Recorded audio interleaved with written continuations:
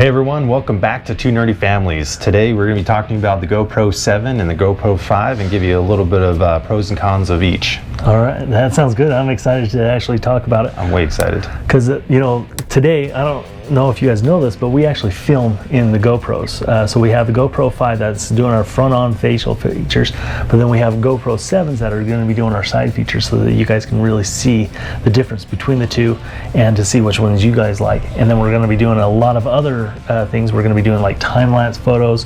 We'll be doing just still photos. Golly, I can't even think of it. There's so many other features that the GoPro necessarily has that we're going to be doing and demonstrating for you guys in this today's video. All right, let's get into it.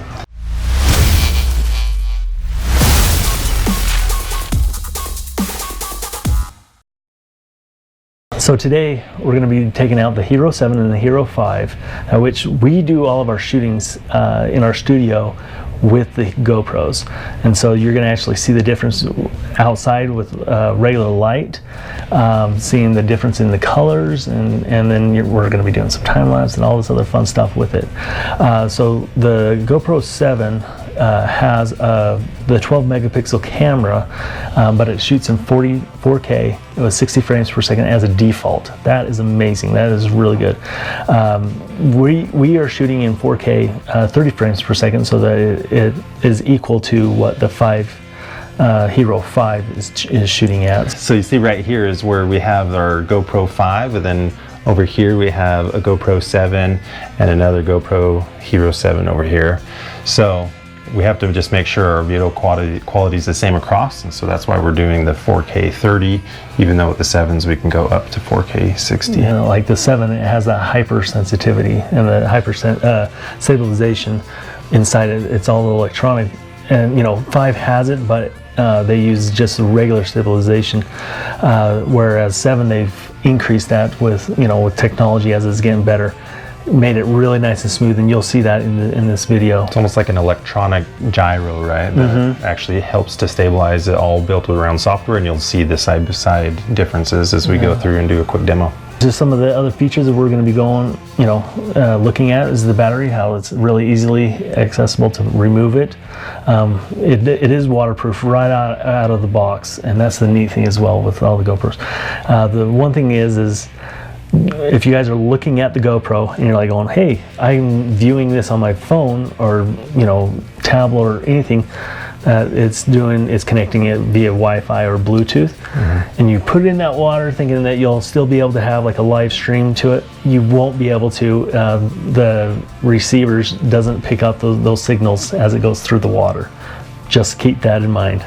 One other point about the battery is with the Hero 7, it actually is backwards compatible, and you can use the same battery just like you could between the 5 and the 6. So that's pretty nice that you don't have to get now a whole new set of batteries if you already have some from a previous camera. That is really good to know, because like for example, some of these video game consoles where I hear from all my friends to be like, oh my gosh, I just got this new video game, and yet it won't play in the new consoles versus the old ones, and they're like, extremely frustrating.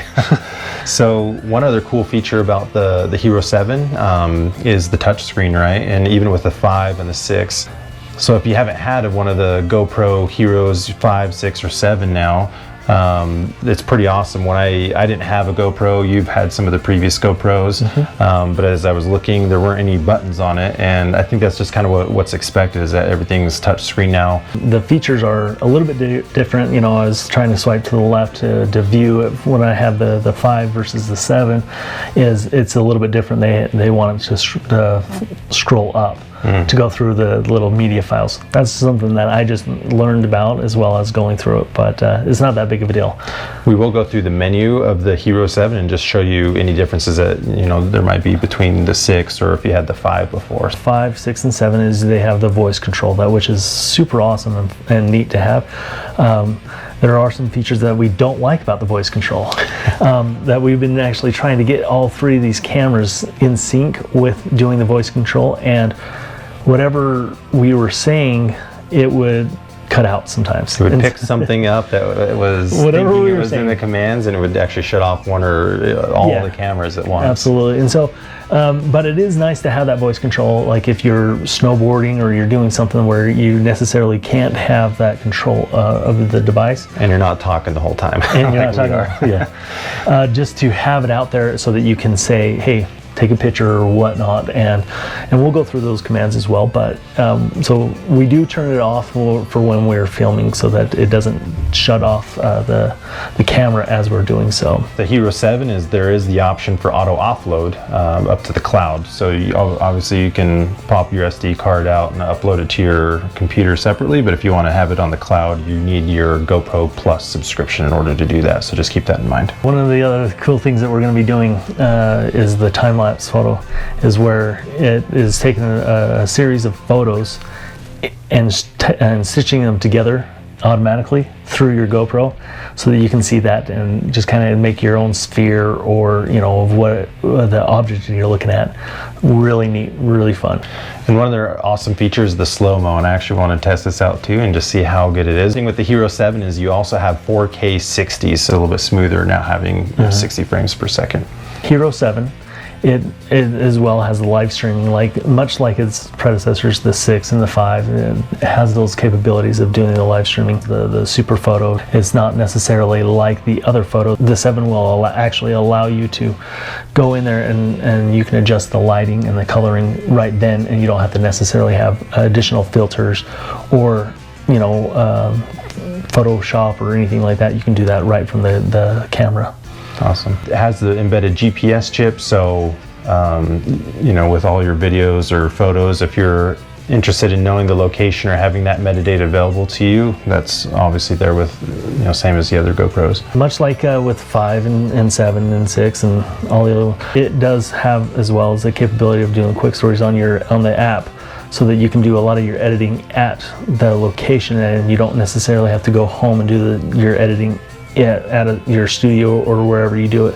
It's very awesome if you're traveling on the go. You don't have a machine, but you still want to let everybody know what you're out doing. It's pretty awesome. Absolutely. The Hero 7, it actually has 3 mics inside it, just like it has it with its predecessor 6 and 5. We actually are using an outsourced mic, but you have to have an adapter on it. It's called the GoPro dongle, right? There is some feedback on some of the off-brand ones that they don't work as well, if at all. It has the 3.5 millimeter connection for your mic, and at the same time you can also push power to your device while you're capturing the audio. So pretty awesome. We're using that right now on our GoPro 5 and capturing all the audio off of our mics that we have right here. It's just an extra one, and wanted to show you, so, you know, what it looks like. I think you can get it on Amazon for $50. Don't worry, as you guys are filming it, you don't necessarily need this. It also has a great wind cancellation, so that you don't have to worry about necessarily hearing that blowing of the wind as if you're doing any of your outdoor activities and having some fun adventures. We're going to get to a couple of those demos with the time lapse and how the comparison of the stabilization between the GoPro 5 and the GoPro 7. So let's go get to that.